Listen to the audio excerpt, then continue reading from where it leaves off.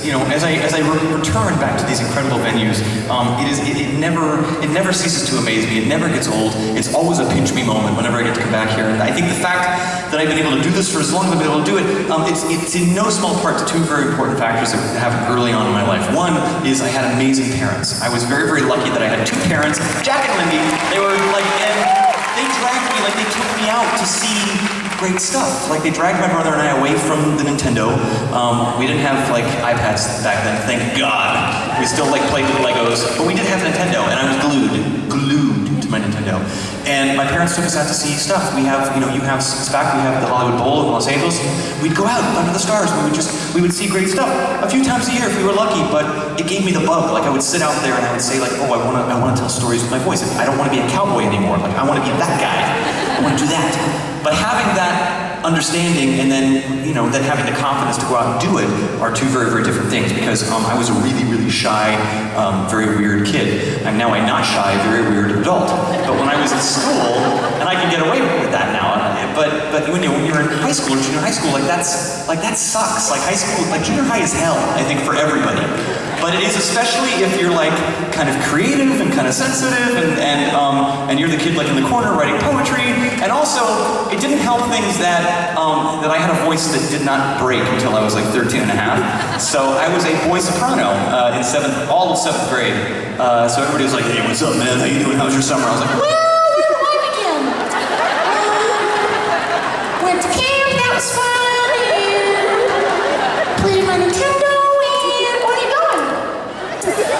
So I would sing in the back of the choir, like as a boy soprano, right? Because I wanted to sing, but I was also kind of embarrassed by my own voice. And it was a teacher. The second thing I want to mention is my amazing teachers, and my arts teachers, who gave me those opportunities that I was not giving them myself. Anybody who's out there who's a teacher, thank you, because you're giving us what we need. And so he pulled me out. He's like, hey, Curly, get over here right now. I'm going to give you a song. He gave me a song called "Wonderful" by George Gershwin. He said, I'm going to give you this song, and I want you to sing it for the entire class next week. Good luck. And I thought, well, I was dead. I thought that's it, dead kid walking. And but I didn't. I didn't want to fail the class, and I wanted to make an impression. And I also just thought, well, I'm going to die on stage. I might as well just sing my heart out. So I gave it my everything, and I was like, "It's wonderful, smile, see what you get from it." And I went this whole I went like an Ella Fitzgerald scat solo. Like it was insane. I got in the zone. And it could have gone either way, but the kids gave me like a huge standing ovation, and my mom was in the back of the audience, and she was like, "Look, baby!" She couldn't believe it. She'd never heard me sing.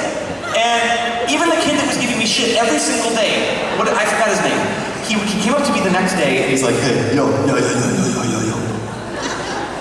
You got the voice of an angel, bro. Keep being you."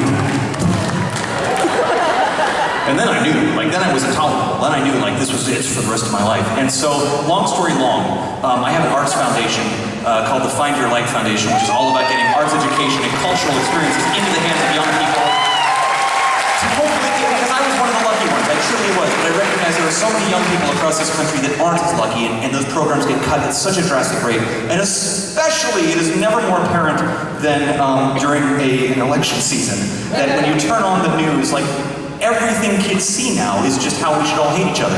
And I feel like the arts is one of those few things that shows us our common core humanity and all the things that it shows how awesome we all are. And so, if you'd like, you can go to findyourlightfoundation.org and make a donation or look at pretty pictures. All right. I'd like to introduce an incredible trumpet player. Speaking of amazing talent from right here, it is such a pleasure to bring out an amazing student. Give it up for Aaron Du Bois.